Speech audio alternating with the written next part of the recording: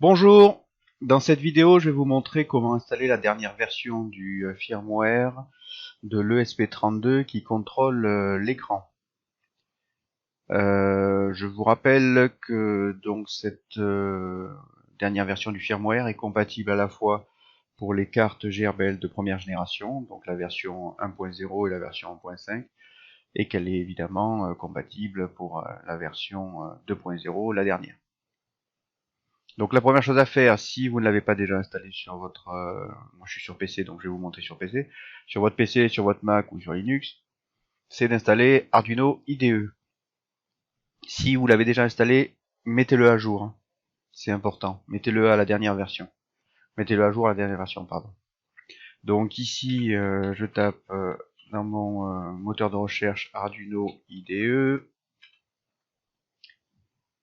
Je clique sur le premier lien qui trouve et j'arrive donc directement sur la dernière version d'Arduino IDE. Et ici, vous choisissez la version qui est compatible avec votre système d'exploitation, bien évidemment. Donc moi c'est celle-ci, je vais pas aller jusqu'au bout de la procédure, vous contribuez si vous avez envie de contribuer, sinon just download, et ensuite vous l'enregistrez où vous voulez, donc moi il est déjà téléchargé, je ne l'enregistre pas, je crois il est censé être là d'ailleurs. Oui, il est là, voilà. Donc ça, je laisse tomber, et donc je démarre directement l'installation du logiciel Arduino IDE.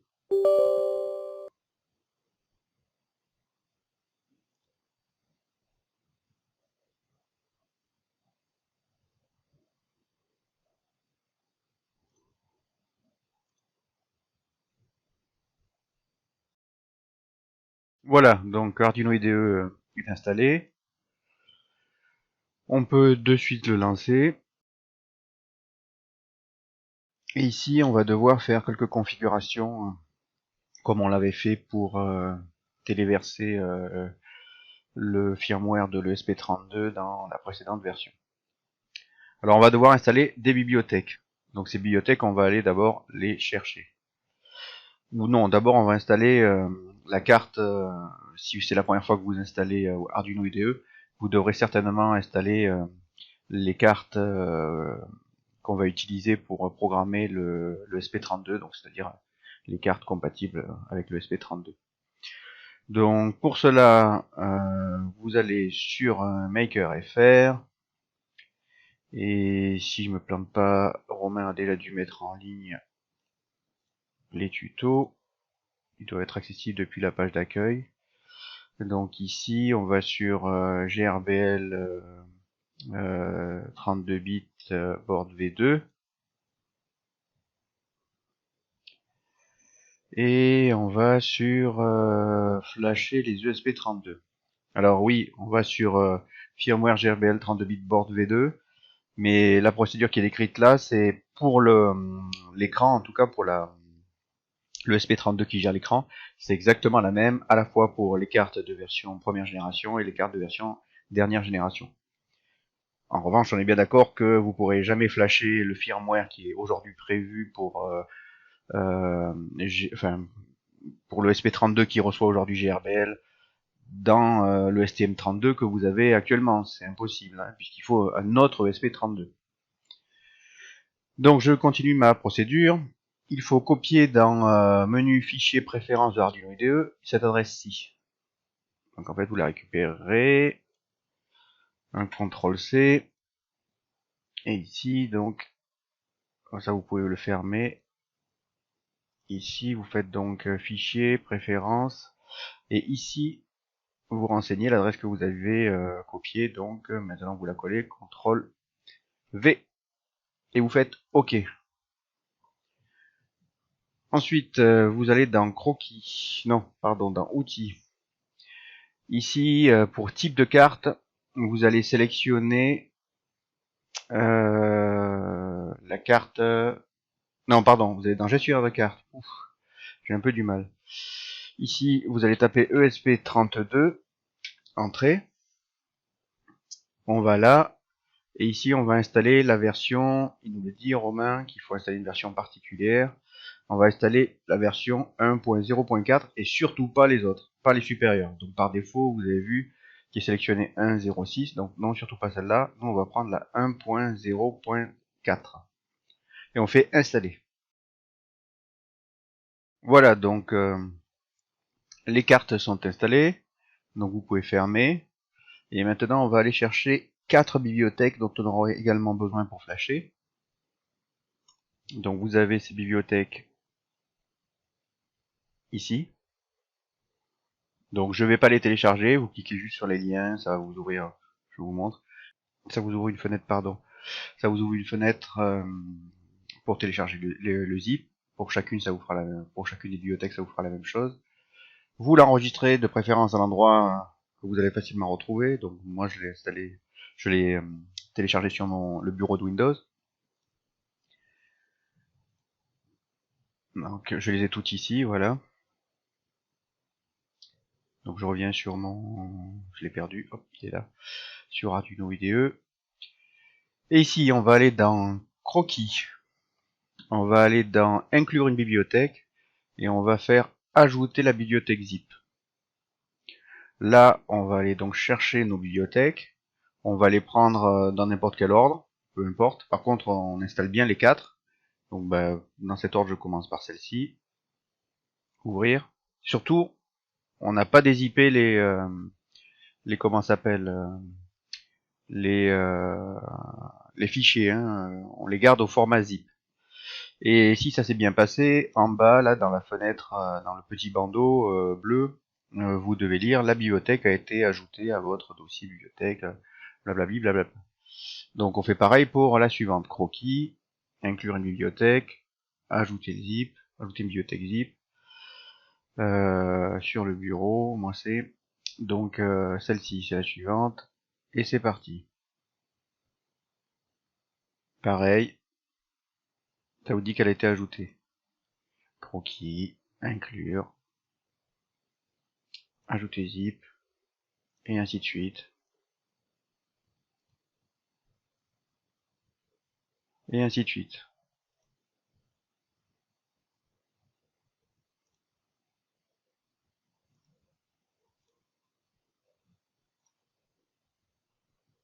Donc une fois que toutes les bibliothèques sont installées, on va regarder ce que nous dit Romain pour la suite. Alors bon, moi je suis un peu plus vite que la musique.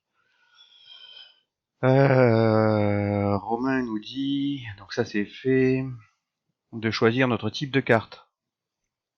Donc on va faire outils, type de carte, et là on va choisir donc ESP Arduino IDE, enfin ESP Arduino pardon, et on va prendre ESP Dev Module. Dans un premier temps on va prendre celle-ci. Si quand vous flashez, vous avez un message d'erreur qui vous dit que cette carte n'est pas supportée par votre SP32, vous pouvez reflasher, enfin vous pouvez refaire la procédure en choisissant VMOS Lolin 32.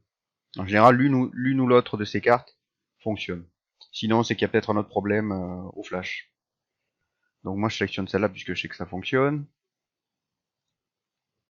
On va choisir aussi dans le menu outils et partition shame, on va choisir minimal pardon, SPIF. Outils, partition shame, hop, et on va choisir donc minimal SPIF qui est ici. Vous pouvez vérifier que ça a bien été sélectionné, hein. Donc là vous voyez qu'il y a bien ESP32 Dev Module, et là vous voyez qu'il y a bien marqué minimal SPIF. Et pour la partie configuration d'Arduino IDE, il me semble que c'est tout. On va quand même reparcourir vite fait ce que nous dit Romain.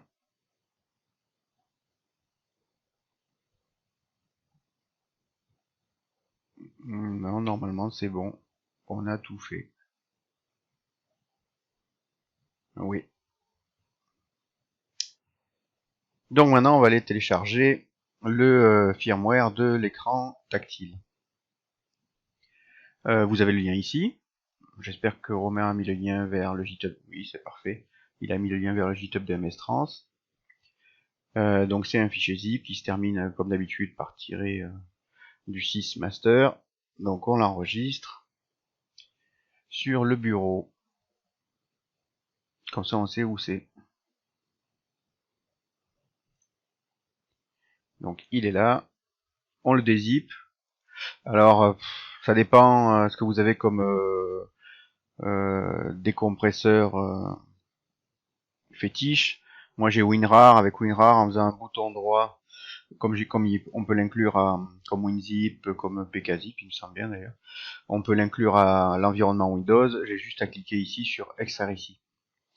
Et en faisant ça, il évite de créer des sous-dossiers, de sous-dossiers, de sous-dossiers. Il crée vraiment le dossier qui nous intéresse. Sinon, vous double-cliquez sur votre fichier décompressé. Et selon le décompresseur que vous utilisez, vous pouvez aller chercher déjà ce qui vous intéresse à vous. Donc, c'est-à-dire ça. Donc, ce qui nous intéresse, c'est ce répertoire-là. Donc, on le prend, on le fait glisser. Voilà. Donc, maintenant, on a notre firmware. On a configuré Arduino IDE comme il faut, ou presque. Il va rester une étape. Et donc, on est prêt pour flasher. Alors, vous avez besoin évidemment d'un ESP32. Donc, vous récupérez, si vous avez la première version des cartes GRBL, ben, vous récupérez le SP32 qui est à l'arrière de votre écran. Sinon, ben, vous avez peut-être acheté de nouveaux ESP32 pour les nouvelles cartes. Donc, vous en prenez un, vous essayez de le repérer si c'est les nouvelles cartes, parce que comme c'est deux ESP, il faudrait pas que vous mélangez les pinceaux entre celui qui va contenir le gestionnaire de l'écran et celui qui va contenir GRBL. Il vous faudra aussi un câble USB-A, donc c'est-à-dire USB-A, c'est les ports classiques USB de votre PC ou de votre Mac, voilà. Et de l'autre côté de ce câble, il doit y avoir une prise micro USB. Faites attention aux câbles que vous utilisez. Il y a des câbles qui ne sont pas entièrement câblés, des câbles USB qui ne sont pas entièrement câblés. Il faut impérativement un câble data. En général, ces câbles, ce sont ceux qu'on a quand on achète un smartphone. Le câble original qui est livré avec le smartphone, c'est normalement un câble à la fois de charge et à la fois data. Vous pouvez trouver des câbles data dans le commerce, hein, mais assurez-vous que quand vous l'achèterez, il est bien marqué que c'est un câble data. Donc, on va prendre notre SP et on va le raccorder à notre connecteur micro USB. Donc normalement, il y a le ding-dong sous Windows, il y a le ding-dong qui vous dit qu'il a détecté le SP32, puisqu'il est raccordé à mon PC. Je vous invite quand même à aller faire une petite vérif. De toute façon, vous en aurez besoin. Vous faites un bouton droit sur ce qu'on appelait avant le poste de travail, qui s'appelle maintenant ce PC, ou selon comment vous l'avez renommé. Gérer.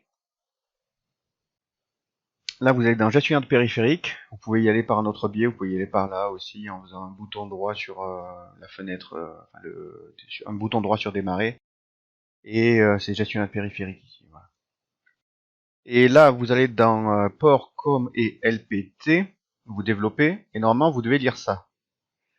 Si jamais vous ne lisez pas ça, il faut absolument que vous installiez ces drivers. Ils sont impérativement, enfin, vous en avez absolument besoin. Vous avez à côté le port COM sur lequel votre ESP est raccordé. Donc ici, c'est le port COM4. C'est important parce qu'on va s'en servir dans Arduino IDE. Donc on revient sur Arduino IDE, et ici, dans Outils, on va choisir dans port COM, on va choisir le port COM4. Et là, on est prêt pour normalement flasher notre ESP32. Donc on peut fermer Arduino IDE. Si c'est un ESP32 vierge que vous utilisez, donc pas de problème, vous pouvez directement aller dans le software, dans le firmware, pardon, et cliquer directement sur ce fichier ici qui se termine par INO. Mais si l'ESP32 vous venez de le retirer de votre RSNC32 par exemple, il faut d'abord que vous l'effaciez complètement.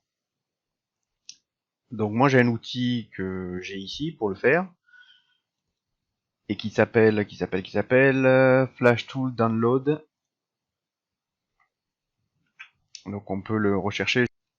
Voilà. Donc si vous le recherchez, je crois qu'on peut le rechercher comme ça. Ah bah oui, j'avais mis des... Hop, voilà. Donc il vous ramène directement sur le lien, je crois, vous amène directement sur le site de Espressif où vous pouvez le télécharger. Si je me loupe pas. Oui, voilà, Flash Download Tools. Donc, ah bah tiens, il y a une nouvelle version apparemment, non? Ou j'ai rêvé. Moi j'avais quoi comme version? Oui, il y a une nouvelle version. Ah bah je vais en profiter, je vais la télécharger. Voilà. Alors, hop.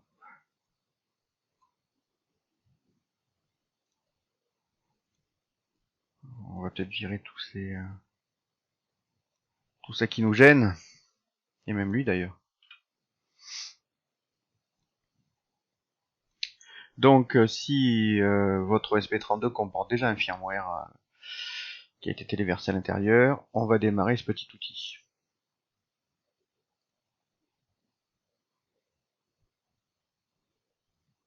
Donc là je rappelle que votre ESP32 est connecté à, à votre PC. Hein.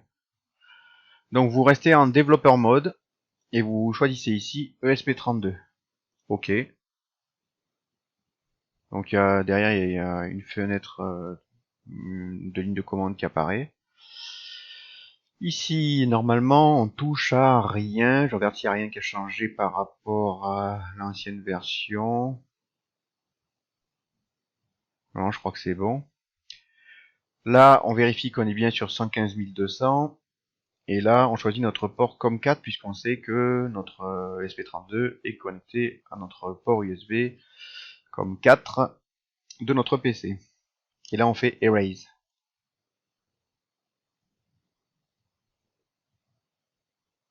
Si jamais ici, ça continue les points et les tirets pour votre ESP32, vous vous appuyez au moment où vous voyez ces points et ces tirets qui défilent et que ça dure éternellement, vous appuyez sur la touche, le petit interrupteur boot qui se trouve juste à côté de votre port micro USB. Et vous allez voir que ça va débloquer le système et qu'il va continuer la procédure. Donc quand tout est OK, bon apparemment il met moins de choses qu'avant, hein, il mettait tout un blabla, apparemment il met moins de choses qu'avant. Quand c'est OK, vous voyez que ici le bouton vert il est passé en finish. Donc vous pouvez fermer ça. Lorsque le SP32 est effacé, il passe dans un mode particulier. Par conséquent, je vous invite à le débrancher et à le rebrancher pour continuer la procédure. Donc voilà, vous entendez le... Et voilà, il vient de se reconnecter. Vous avez entendu les deux ding-dong de Windows montrant que je l'avais retiré et rebranché. Donc maintenant, on peut y aller, on peut flasher notre ESP32 avec la dernière version du firmware. Alors ici, vous retrouvez, comme sur la version précédente, tous les fichiers qui composent le firmware. Nous, celui qui nous intéresse en particulier, c'est config h. Alors ici, comme dans la précédente version, pour le Wi-Fi, vous avez la possibilité de choisir entre No Wi-Fi, Act as Station et Act as AP. Je vous rappelle que Act as Station, c'est pour que votre CNC se connecte à votre box. Si vous choisissez Act as AP, c'est votre CNC qui devient un spot Wi-Fi. C'est elle qui va générer son propre réseau Wi-Fi. Elle ne se connectera pas à la box. Et no Wi-Fi, pas de Wi-Fi. Ici, on va choisir le nom soit de la box, si vous avez choisi Act as Station. Donc moi, je vais mettre as AP. Donc tiens, je vais laisser Act as Station. Donc ici, on met le nom de sa box. Donc je crois que c'est livebox underscore Tarzan. Non, Tarzan 66. Je vérifie quand même que c'est bien 66. J'ai un petit doute maintenant. Non, il n'y a pas le 66. 66 c'est pour le code secret. Si vous avez configuré vous choisissez de configurer le Wi-Fi en access point, le nom que vous renseignerez pour MySSID ici, ça sera le nom par lequel vous retrouverez le réseau Wi-Fi en faisant une recherche du Wi-Fi dans votre environnement, par exemple depuis votre téléphone portable ou depuis votre PC. C'est le nom que vous verrez ici dans tous les réseaux Wi-Fi disponibles. Vous verrez le nom que vous avez choisi. Ici, vous pouvez choisir de saisir un password ou pas. Je crois que si on n'en veut pas, il faut juste supprimer et laisser les guillemets avec rien à l'intérieur. Donc si on en veut un, on le saisit. Donc moi, celui de ma box, c'est ça. Là, vous avez la possibilité de choisir une adresse IP fixe, c'est-à-dire que par défaut, si vous vous connectez à votre box, c'est la box qui vous attribue en général, selon comment elle est configurée, en général, par défaut, elle est configurée comme ça. C'est la box qui attribue à chaque device qui se connecte à elle une adresse IP. Si vous voulez avoir une adresse IP fixe, ça peut être intéressant pour quand vous voulez vous connecter à votre machine, enfin à la carte SD de votre machine, pour éviter. Je vous rappelle que pour vous connecter à la carte SD de votre machine, il faut attraper une adresse IP qui est l'adresse IP de l'ESP32, donc de celle qu'il y a là. Si votre box elle est en mode DHCP, ça s'appelle, qui délivre une adresse IP en randomize à chaque fois qu'une device se connecte.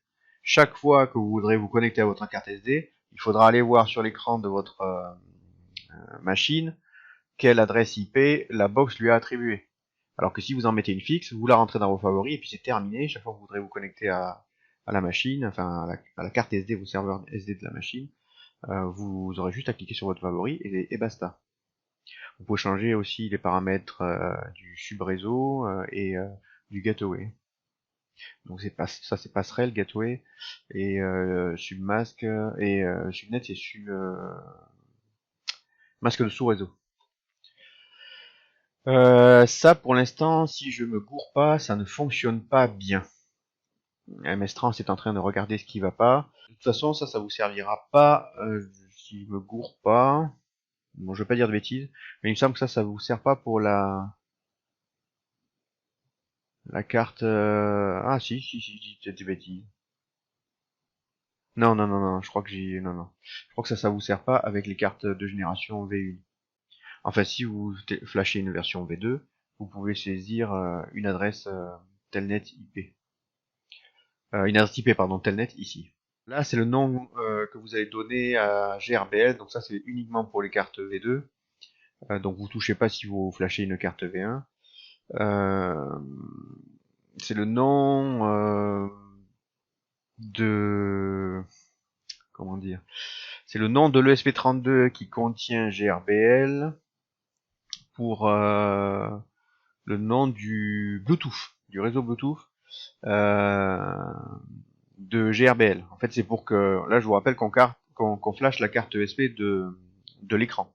Donc en fait, c'est pour que la carte ESP de l'écran puisse communiquer en Bluetooth avec la carte qui contiendra GRBL.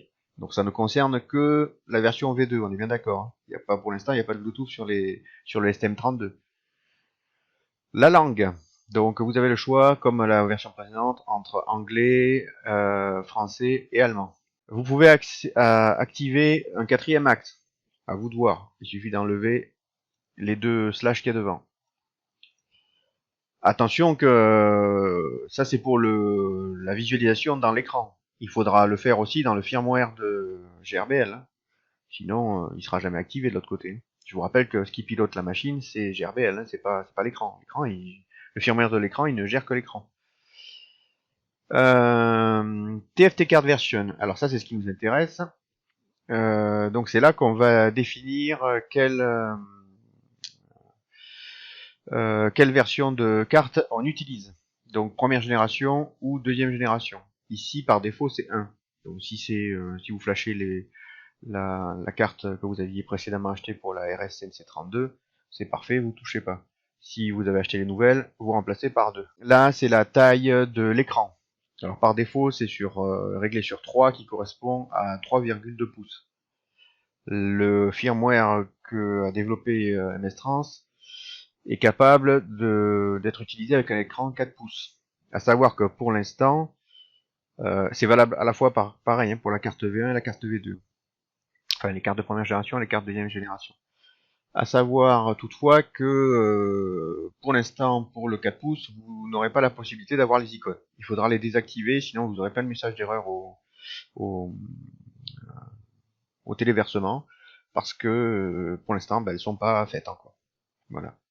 Donc pour l'instant, ça ne marche. Les icônes ne fonctionnent qu'avec l'écran qui fait 3,2 pouces. Maintenant, si vous avez un 4 pouces ou si vous voulez en acheter un pour plus tard mettre les icônes, on y viendra, mais voilà, il faut nous laisser un petit peu de temps. Vous pouvez toutefois l'utiliser avec les boutons classiques d'avant, hein, et voilà. Et donc, si vous en avez un et que vous voulez passer au 4 pouces, ben, passez au 4 pouces. Et puis, je crois que c'est tout. Oui, donc là, vous pouvez désactiver ou pas. Par défaut, elles sont activées. Vous pouvez désactiver les icônes. Il suffit de taper un double slash devant. Et enfin, moi ça j'ai jamais trop tripoté, mais vous pouvez y aller dedans. Vous pouvez changer les couleurs de plusieurs choses. Par contre, méfiez-vous, voilà, mettez pas des couleurs qui se masquent les unes des autres, quoi, hein. Donc les codes couleurs, vous les avez là, ou alors vous faites votre propre couleur. Et là, par défaut, vous avez toutes celles qui sont actuellement utilisées. Et donc, vous pouvez peut-être remarquer que on a changé la couleur. Bon, c'est léger, hein, parce que c'était du gris avant, hein, c'était un gris très foncé. On a changé la couleur de fond de l'écran qu'on a passé en noir parce qu'on s'est aperçu que ça avait un meilleur rendu avec les icônes, et notamment les icônes vertes. Je suis pas certain que si vous choisissez des icônes rouges pour les assortir avec votre machine, puisque vous pouvez choisir la couleur de vos icônes en fait, ça sera top. D'ailleurs, je me demande où est-ce que c'est. On choisit la couleur des icônes. Voilà, je pense que ça doit être tout ce qui est green. Donc ça doit être button background. Voilà, ça doit être ça. Ouais, button background. Ouais, c'est ça. Donc ici, si vous changez TFT Green par TFT Cyan, par exemple, vous aurez des icônes qui seront de couleur cyan. Et puis, voilà, je crois que là, on a fait le tour. Ouais. Donc, une fois que vous avez fait ça, vous sauvegardez. Donc, vous faites enregistrer. Et ensuite, on peut faire une vérification pour voir que tout est bon. Okay. Ou alors, on peut taper directement. Donc, soit on fait vérifier, soit on peut directement cliquer sur téléverser. Donc je rappelle, le SP32 il est connecté à votre PC actuellement. Voilà, allez, je fais une vérif donc pour voir si tout est bon avant de flasher.